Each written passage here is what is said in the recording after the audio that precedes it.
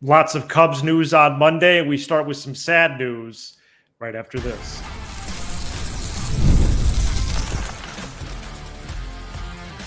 You are Locked On Cubs, your daily Chicago Cubs podcast, part of the Locked On Podcast Network, your team every day. You are Locked On Cubs, part of the Locked On Podcast Network, your team every day, alongside Sam Olber. I'm Matt Cozy. Sam and I are lifelong fans, taking our passion into discussion with you on all things Cubs. Little nuggets and tidbits about the Marquee Sports Network later, latest trade chatter as the deadline approaches on Thursday. Jed Hoyer signs a contract extension to remain the president of baseball operations. Sort of amazing that's not leading off the show. Cubs lost to the Brewers. And we start with Ryne Sandberg, who died of prostate cancer on Monday. He was 65. The Cubs legend was a 10-time All-Star, 9-time Gold Glove winner, 7-time Silver Slugger, 2,300-plus hits, 280-plus homers, 1984 National League Most Valuable Player, inducted into the Baseball Hall of Fame in 2005. Sam Sandberg will be remembered as just that, a Cubs legend.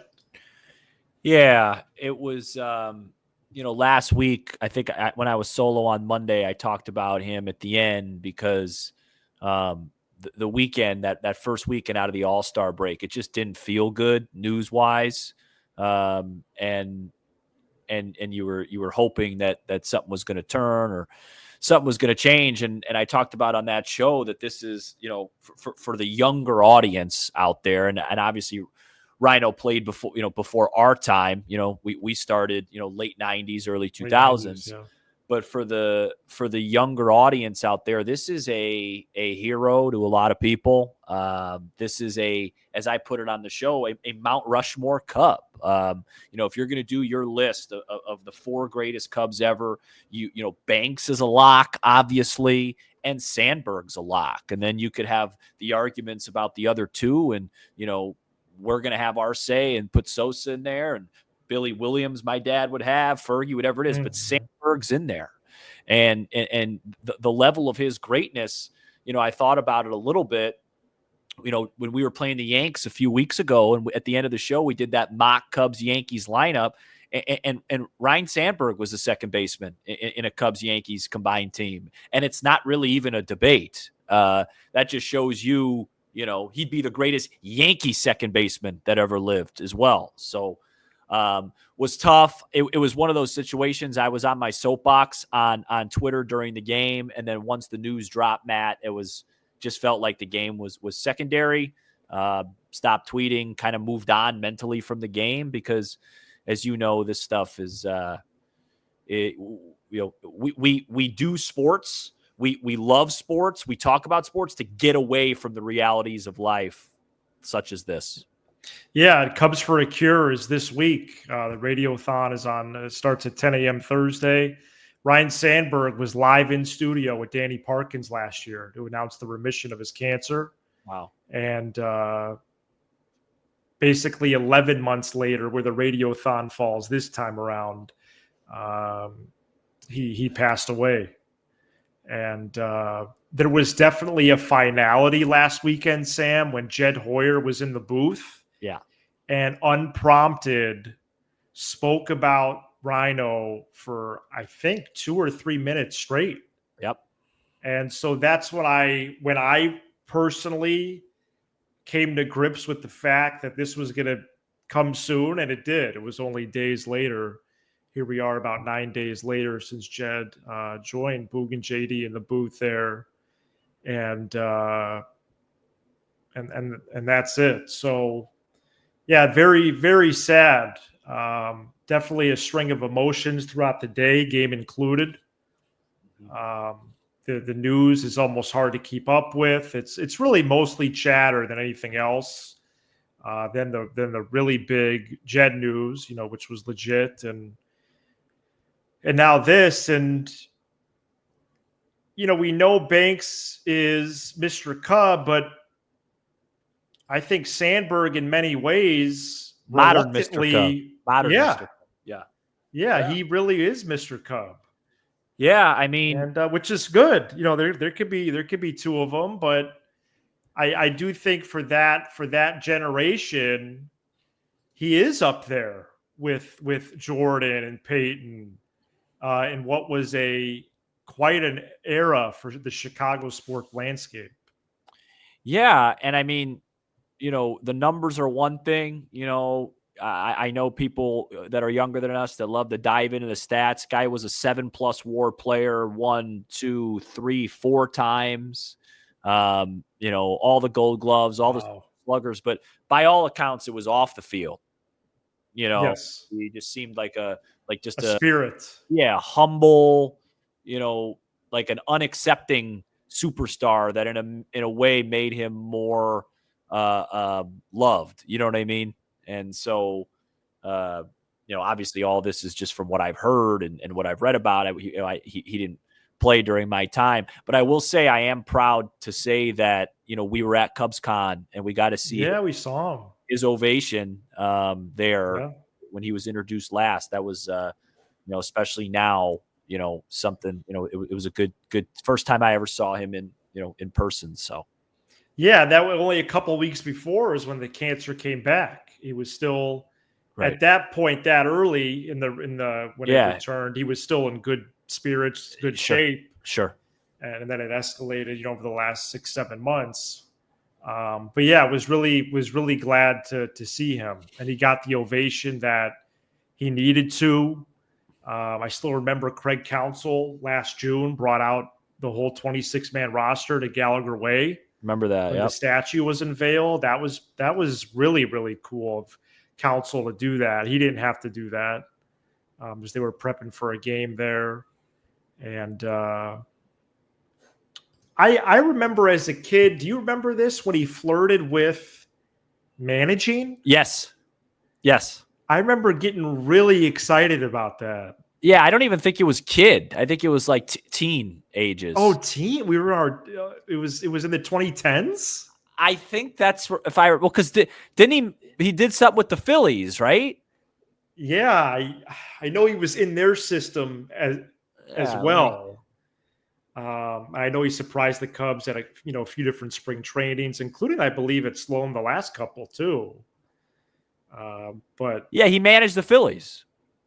No way. Yeah, he managed the Phillies. It was 13, 14, and 15, but just parts of 13 and 15. So, and that was right around the time I think he was flirting with managing the Cubs. Yeah, well, I remember he was coming up through the minor leagues. Yeah, yep. He was for the Peoria Chiefs and right. The Smokies. So, Ryne Sandberg died Monday. He was 65. Cubs legend and one of the best second basemen in the history of the game. Baseball Hall of Famer in 2005. Up next, we recap the Cubs' loss to the Brewers, including zooming in a little bit on Cubs star player in the lineup that is struggling. And later, Jed Hoyer is going to be around for a while. We get you those details as well. Today's episode is brought to you by Game Day Hugh, and so is this hat I'm wearing. For sports fans like me, this one hits the mark. Game Day Hugh makes clean, no-logo gear with team-inspired colors for every pro and college fan base. It's all about letting your colors speak for you. No giant logos, just smart, versatile styles that work on game day, on the course, or anywhere in between. This marooned hat I got sent to me by Game Day Hugh is actually the colors of the school I teach at. Excited to rock it this fall on Football Friday nights in the booth there as I do PA announcing at my school. Excited about that. And Game Day Hugh sent me a golf glove in Cubs colors. This is their split shade glove made for the golf course, or the perfect gift for the fan who has everything golf related. Right now, you can get 15% off with code MLB15 at GameDayHue.com. That's GameDayHue, HUE.com. Let your colors talk, because colors speak louder than words. GameDayHue.com, code MLB15. All right, we're back here on Locked On Cubs. Sam, you got me? Yeah, I got you. Okay. And Cubs lost 8-4 to the Brewers on Monday. Just wanted to double check my connection. Now 62-44, one game back of their rival in the NL Central. These two teams, at least entering Monday, were still tops in the entire National League as well. Mets, Dodgers, Phillies in that mix right now too. Matthew Boyd allowed 5 runs on 6 hits in 5 innings for his worst start of the year. The Cubs forced Jacob Mizorowski to throw 40 pitches in the top of the first inning and led 3-0. But the Brewers made that seem like a very distant memory as they stormed back pretty much all night. Sam, it was a disappointing start to the week. Yeah, felt really good about this game going in because of exactly what happened early on. I thought the Cubs had a chance. I just thought Mizorowski would be a little bit overamped, and he was. And unintentionally, in that first inning, the Cubs played Brewer ball.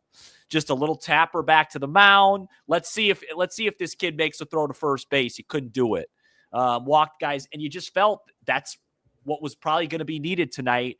And there's a lot of deep analysis in this sport, but this one's easy. Matthew Boyd, unfortunately, picked a really bad night to have a really bad night. There's no good time to be bad, but I bet a whole lot of people listening right now don't remember his last bad start. It was a random weekend game in Cincinnati, right? You move on. This is a high-profile game. You get up 3-0 against their superstar, and man, did he look like a superstar after that first inning. And Boyd was just not good. He had no idea where his fastball was going. It was almost like it would never happen. And I'm not even advocating it for it to happen. But once the bases got loaded there and a run came in and it was 3-2 to Collins, you knew he wasn't going to get him out. He had nothing. Like you almost were just like, man, just pull him. He has nothing. But that's just not going to happen that early. And, like you said, offensively, it's going to be hard for the Cubs to win this division if Kyle Tucker and Seiya Suzuki don't get hot again. I mean, I assume they will, but it's a pretty long stretch, particularly for the former. I know he had a hit and a walk today. I mean, we've talked about it. But it's like at the same time, Matt, it doesn't even bother me because this whole thing's centered around Tucker. And so if he stops hitting, like, what can you do? Like, there's no plan for that. You know what I mean? And for the first time all year, you could really see it all over his face, how frustrated he is. Yeah, he's starting to be more emphatic after at-bats. Yeah. I don't think I've actually seen him throw something, but you could tell he's very displeased. Yep.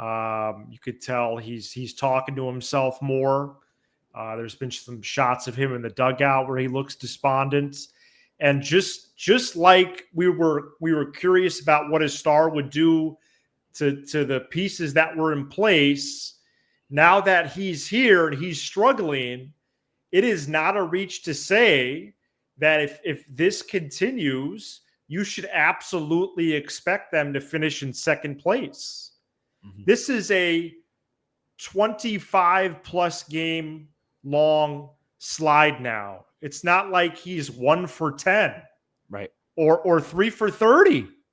Since July 11th, he's 8 for 41 with 1 homer, 1 double, 11 walks, 6 strikeouts. For the entire month of July, he's hitting .205, and over the last 25 games, he has homered just 2 times.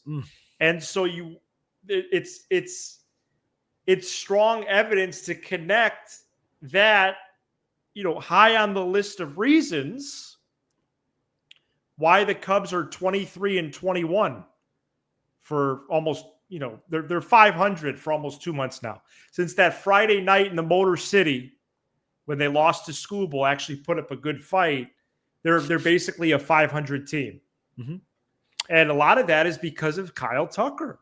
Well, it's not hard to figure out. If Kyle Tucker isn't Kyle Tucker, this team's an 83-win team. We have 2 years to prove it. Right. We have 2 years to prove it. I mean, absolutely. Actually, in 23, it's hard to say that, but it's true. And I mean, obviously, Pete's done some stuff, and there's been some other things that have happened. Sure. But in 23, well, Pete's done more than some stuff. He's been their best player. But in 23, you got great Bellinger. You actually got Kyle Tucker production for a while from Bellinger, and you went 33-14. Definitely. But they need to get him going again. To a lesser extent, Mansea, it's not looking good there either. So Bush was better tonight, and he's had runs where, he's elevated his game this year. Yeah. Right. Yeah, Bush has done his job for as sustained periods last year. Yeah, Bush has done his job. Pete's done his job. This is, you want a $450, $500 million contract. You in baseball, you can't have a month like this when your team needs you to. You got to get hot again. And look, this is the case where if I was Kyle Tucker's agent, and I've said it 80 billion times on the show, this is the case for an earlier extension if you like the place, because he's got double the amount of pressure on him, Matt. It's not just the pressure to deliver for this team. Every out, every ball that lands in a glove is another couple of bucks in his head that he's losing at the negotiating table. And it's a lot of pressure. And like I said, for the first time all year, these last week or so, you could feel the pressure getting to him. I think he's going to be okay. I think he's a winning player, and I think he's going to figure it out. But time's ticking because, these games versus the Brewers are worth 2. Today was like losing 2 games. Tomorrow is like winning 2 games if you win. They're all of a sudden now they're tied with you on the year. You don't have the tiebreaker anymore, and they're a game up, in the division. So it's not good. It's not good right now. So, but Boyd was the story though. Yeah, he was, and I'm disappointed. From literally the first batter, it was like, uh-oh. My only switch is when he got that double play ball. I was like, okay, maybe he'll settle in. Maybe he's just amped. It's a big game. Sure, that's true. I was like, okay, and once that didn't happen. But looking back on it, 4 straight pitches to walk the leadoff guy. And the other thing I didn't like, Matt, is when they got down 4-3 after 3, it didn't feel it felt really done. Yeah, the whole vibe changed. Yeah, it just didn't feel like. Trying to think of an expression, but I didn't want to botch it. And that's your point about being 23 and 21 lately. That's what it feels like. A 23 and 21 team, that feels like a loss. The April and May Cubs, you're down 4-3 in the third, and you talk about this, and air quotes for the audio people, this vaunted Cubs. And who says that you're making fun of now? No, I used that a couple times now. Because everybody just keeps talking about, we don't need everybody. Suarez. Okay. We don't need Suarez. We don't need another bat. Pitching. This offense isn't good enough right now. They got to get going.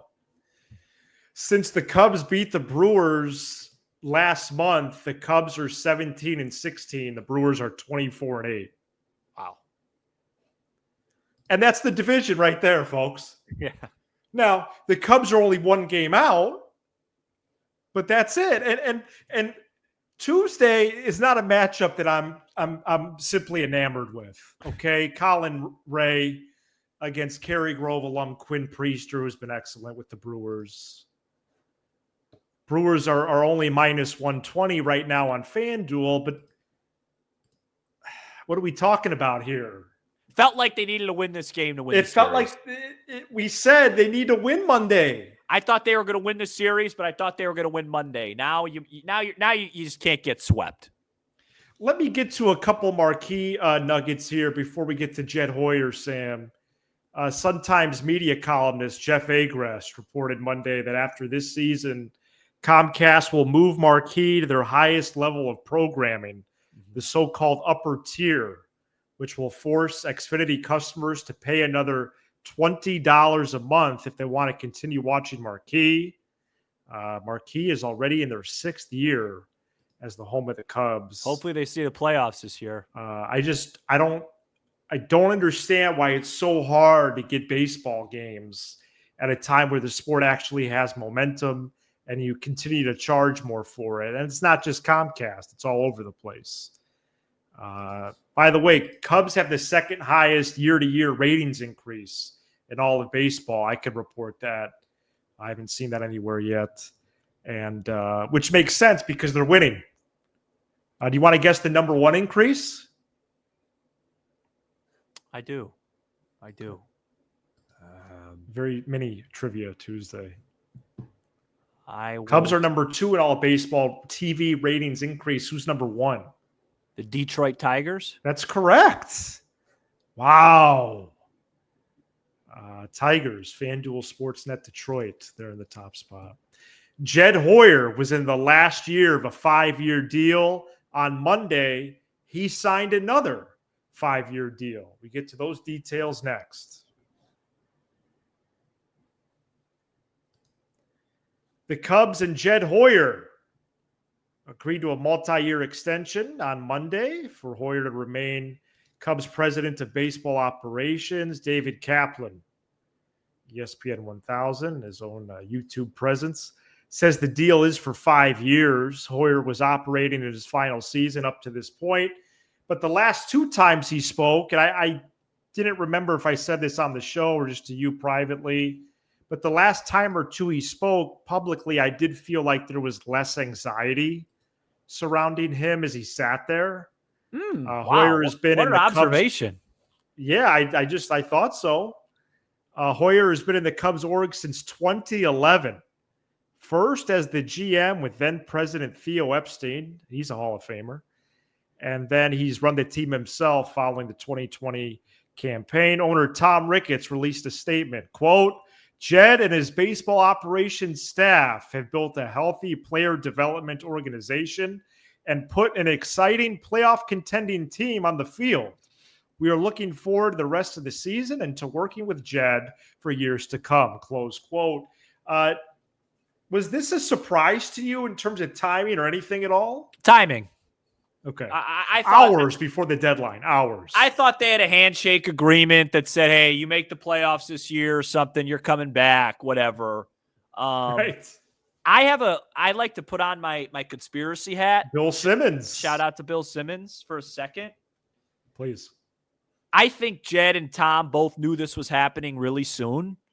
And I think Jed probably pushed it over the goal line by talking to some teams that were just trying to take advantage of Jed and saying, hey, you need to do this. So we're going to wait. And now Jed can come back and say, well, I don't need to do this. I'm good. So I think there's a little bit of that. Yeah, I don't think that's a reach. No, I don't think so at all. I think look, they did this before the deadline for a reason. Now you could say that it's because, hey, now Jed even has more security where if he makes a huge trade, he has to sit in it for 5 years, like whatever it is. But it was done before the deadline, so Jed knows before making these trades that he's going to see them all out. If you're glass half empty, you're saying, well, no, that's going to mean Jed's going to be a little bit more passive now. If you're glass half full, it means no, he's going to go all in on these deals, but if they're bad, he's going to have to be the one to fix them. I think that's where I am. With the way it goes with Kyle Tucker, they're going to be all in regardless. In terms of performance, I'm not bothered by Jed being extended. I think he's an above average executive. It's just very difficult, as I mentioned today on Milwaukee radio, to continue looking up at this team with the more resources that we have, and they're better. They've been better than us every single year Jed Hoyer has been in charge. And at some point that has to change. Well, it goes beyond that since 2018. But yes, your point is well taken. This wasn't a public relations move. The trade deadline is hours away, and they're playing their rival. So the folks that are saying that need to stop.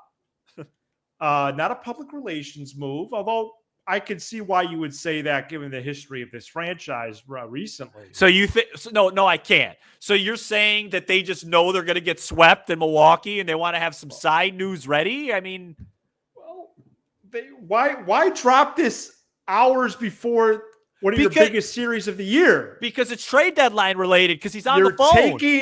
You're taking attention away from the baseball on the field, are you not? Well, maybe they could have announced it after the deadline. Well, and Jed could have just told people that the extension's in there, but then it would have got leaked out. If he's on the phone with the Marlins GM and he's going, "Hey, I don't need to make the deal. I'm wrapped up for 5 years." The Marlins guy's that's gonna get leaked out anyways. Yeah, he's gonna text that to someone. Yeah, he's probably text that to Passan. The Cubs are still firmly in the mix for controllable starting pitchers. That was pretty much the only news for the Northsiders on Monday on the trade front. More rumblings about Mackenzie Gore, more rumblings about Edward Cabrera. And on 670 The Score Monday morning, Bruce Levine clarified his report from a few weeks ago. Okay, hopefully Kyle Stanley is listening. Levine said the Cubs and Pirates were close on a deal for Mitch Keller around the 4th of July. That's why Bruce Levine said, hey, might be a Cubs trade the next 7 to 10 days, because they were inside the 5-yard line on Mitch Keller, but the Pirates backed out of the trade. And so that leads me to believe that Mitch Keller might be a Cub by 5 p.m. Thursday, because they could just circle back and edit some of that stuff, and that would be the controllable starter. All right. So the playoffs would line up. So basically, the playoffs would line up then. Hey, I'm not doing any playoff lineups right now. This team's got to win some baseball games. So Imanaga, Horton, Boyd, Keller. No, Boyd would not be behind Horton. It's a bad take.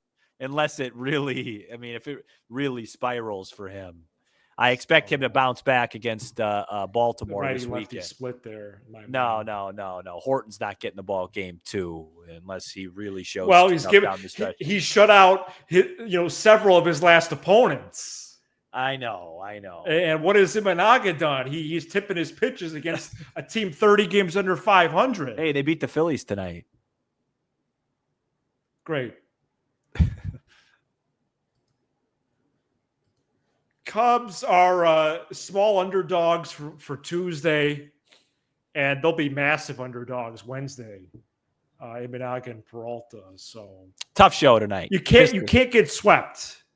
Yeah, look, tonight was a Cubs loss that was really sad night. Yeah, Ryne Sandberg. It's a sad night, tough show, tough night, and we all are all in the community together, and we move on, and they play again tomorrow, and that's where I'm at. So this is rest in peace, Rhino. Yes, this is Locked On Cubs, part of the Locked On Podcast Network, your team every day. For your second listen, check out the all-new Locked On MLB Game Night, every game, every night, all season long. Get local analysis on a national scale. Find MLB Game Night on the Locked On MLB channel on YouTube or wherever you listen to podcasts. He's Sam Olber. I'm Matt Cozy. This is Locked On Cubs.